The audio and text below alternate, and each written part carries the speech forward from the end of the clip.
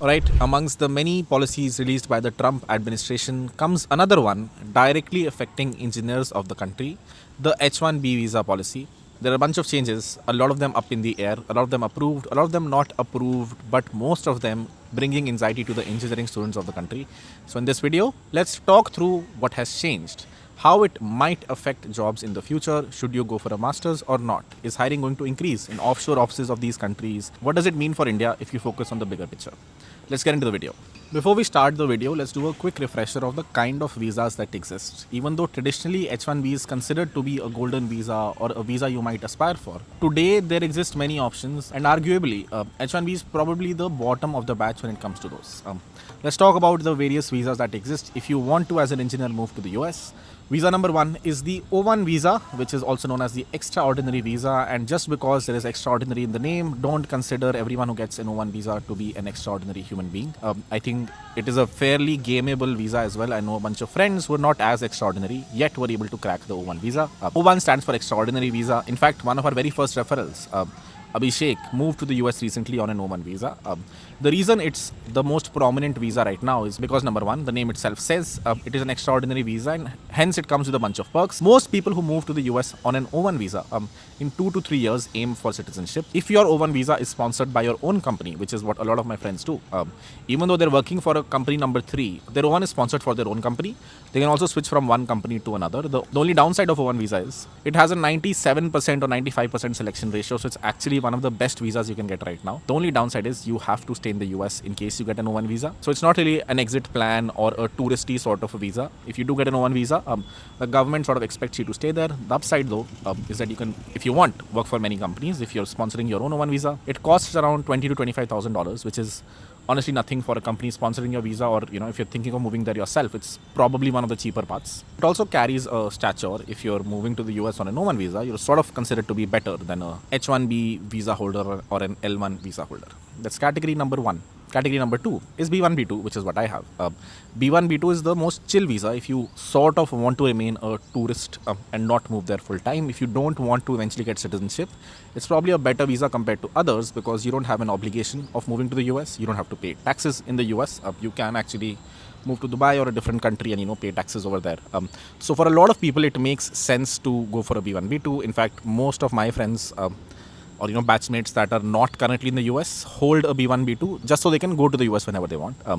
It will not lead to a job directly in the US. You can still do business, by which I mean if you're working for a client, they have to go through a business for you to get hired. So it's not really a full-time job sort of a thing, but it comes with the upside of extreme freedom.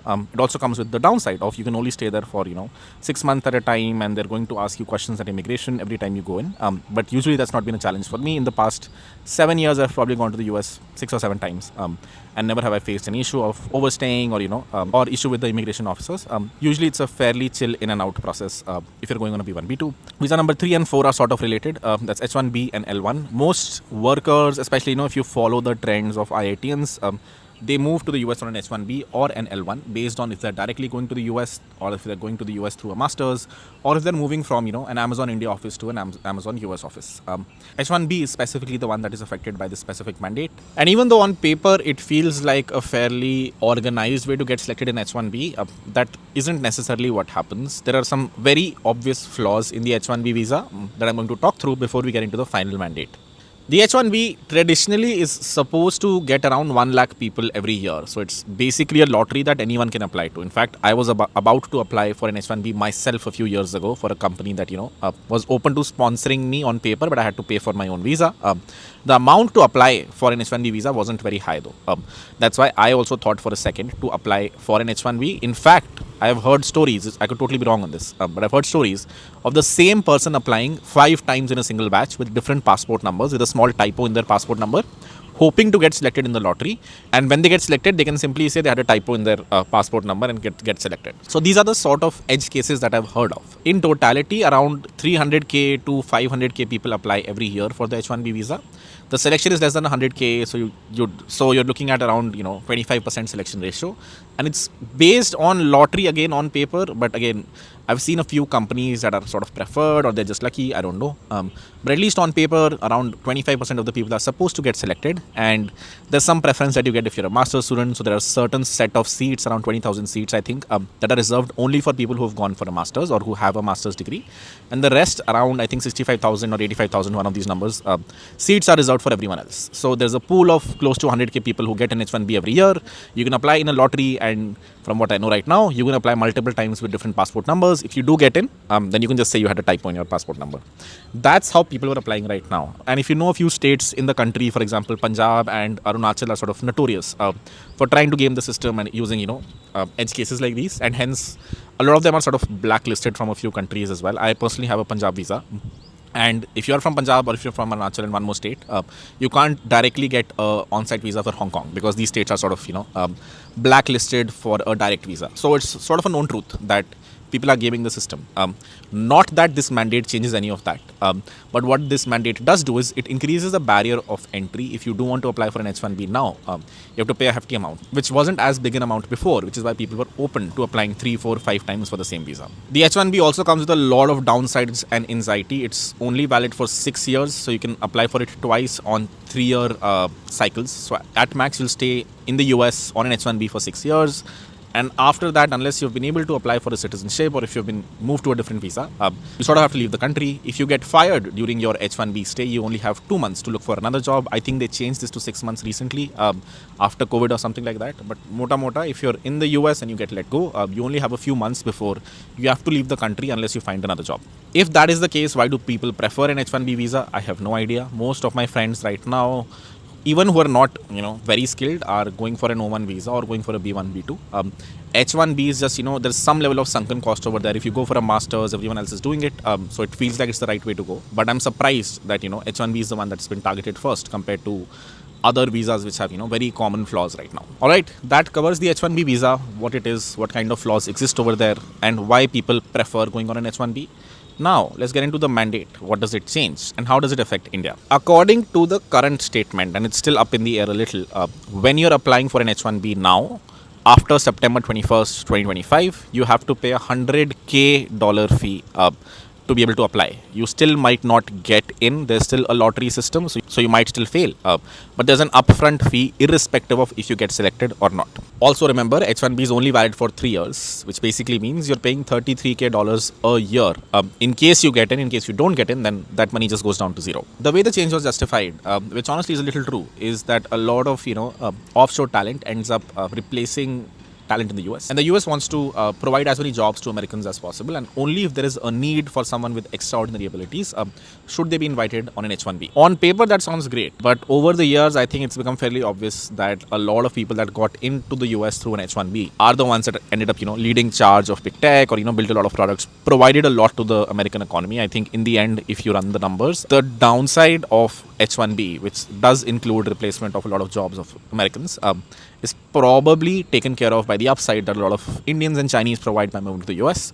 It does seem like a kick in the gut for the US government. I think in the long run, it may or may not be the best decision, especially if it's enforced really well. And what ends up happening is a lot of talent sort of remains in India and remains in China. Personally, for India, it's a great thing. I never really moved to the US, and I've only sort of stayed and paid taxes and built businesses in the country. For a lot of my batchmates, that's not true. Probably 50% of my batch, which, arguably is an IIT, computer science batch, which should contribute to the country because whatever the country sort of contributed to their education has not really, paid taxes in the country for a while. Personally, if this does inhibit a lot of smart people from moving to the US, that I don't mind the decision. That's one decision I took, and I think it worked out well for me.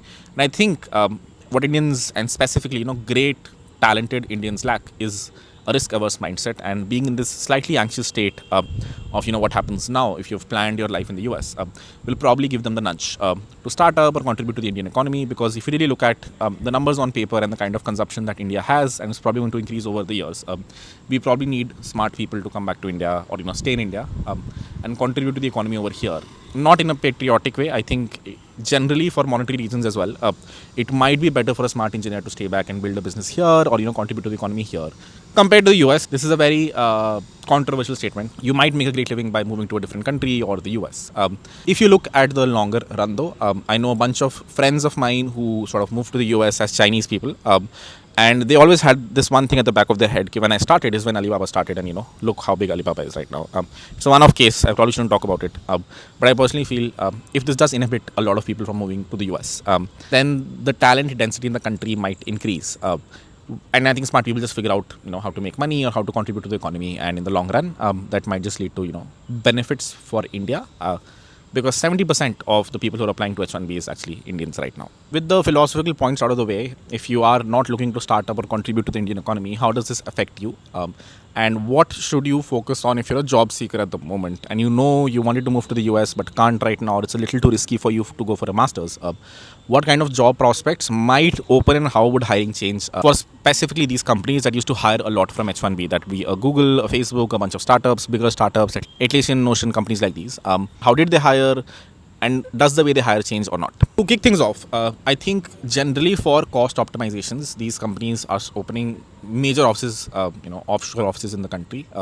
Microsoft now has an office in Bangalore, Hyderabad, and Noida, and probably one of the better offices in Noida that I've seen at least is the Microsoft office. Google recently had a new building in Bangalore, which is arguably there's a lot of demand or appetite for engineers over there. It's a very big office. The same is true for Atlassian that released their new office in Bangalore recently. So I think it was obvious that companies were hoping to move talent to the country or hire more in the country because it's just cheaper. I would assume that's one of the biggest reasons. I think there's a very clear arbitrage, at least 50%, if not more, for the same skill level engineer to be hired in the US and in India. I think this specific order adds an exponential effect to that. Now a company like a Google or a Facebook has a reason to force talent to India, and from time to time, if you're working in big tech, one of the goals or one of the sort of carrots that you've been given is that you'll be moved onshore eventually. At least I was given that at Goldman when I was there. I know a bunch of co-workers who were given the same. That carrot sort of goes away, and the company can always blame it on the Trump administration that we can't hire because it's really expensive to hire H-1B engineers. It's not really blame either. It's honestly very true. I think an engineer would prefer getting paid a 100K bonus every 3 years compared to moving to the US for a fee of 100K. So honestly, if you look at the ground truth, what the Trump administration is hoping to gain from this, which is more US people getting hired, I think that may not happen because specifically in tech, companies can just hire offshore. So unless they put some sort of a ban from a Google opening an office in India to take away the jobs of Americans, I don't think this works out really well. I think if anything, companies now have a reason to expand offices in the country because they can't move talent to the US, and that would just mean they can hire 5 engineers in India for the salary of 1 in the US. This is all very true for a really long time, and there are processes and systems being made over many years by these big companies to slowly offshore talent. This just gives them another reason to do it, and I think that might just have a snowball effect on what Trump was trying to achieve over here, which was to increase the job for Americans. The second sort of job that people are sort of predicting would go up would be remote jobs. I don't think that was a very big market in the first place for this specific order to affect that. I think people were hiring remotely in the past, and rarely would anyone move to the US on an H-1B. If you are a remote worker, most probably if you do move to the US, you would either visit them on a B1, B2, or you would move on an O1. So I think nothing changes over there, and I don't think this order at all would affect the kind of remote jobs that exist or the quantity of remote jobs going up or down, related to this specific order. A lot of people, Indian students, sort of have this, American dream of going for a bachelor's, followed by a master's, followed by an H-1B, especially people in Punjab who have a lot of family in the US. For them, things change a lot. If irrespective of the monetary outcome, your only goal was to move to the US on an H-1B, that now changes a little bit. There will definitely be less openings, unless the order sort of reverses itself, which is, there's some probability there. But if the order is actually enforced, and if you have to pay 100K to apply for an H-1B, then most probably 500,000 people are not applying anymore. And I think what Trump wants to achieve through this, which is to get actually good talent to the US, that might become true because I think a company would only pay 100K for a lottery in the end if the talent that they're hiring is exceptional. A third market that again people are arguing might open would be people moving to Canada or people moving to Dubai, which again I think there is enough appetite in these countries which are less populated for good talent or even mediocre talent. So I think that's always been a pool of people moving to Dubai, people moving to Japan, people moving to Canada. I don't think this affects that too much, but I would assume a lot of people would migrate from the US to Canada because a lot of their families in the US is the closest they can be to the US, while not affecting their visa status. So high probability a lot of migration happens to Canada, and I think everything else remains unchanged. If you are a good engineer, you want to save on taxes, you're working remotely for a US based company. I think it makes sense to move to a different country like Dubai. So I think none of that is affected. What might change is people moving to a lot of countries closer to the US, especially once their H-1B status sort of goes away, or a lot of students right now for whom this is a very anxious sort of a situation because they're probably hoping for an H-1B, which is the biggest hirer, after you go for a master's, and that may not happen right now. In conclusion, I think this is a decent sort of an effort by the Trump government to prevent abuse of the H-1B visa, but I still think there are a lot of ways the abuse sort of continues through other visas that exist, and then there's of course the donkey route. So I'm unsure if this actually changes anything on the ground level.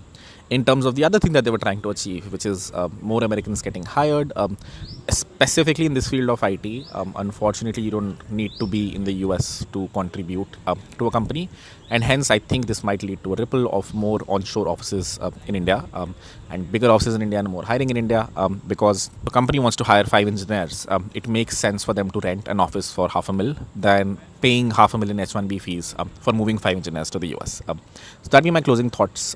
Let me know if this affects you at all.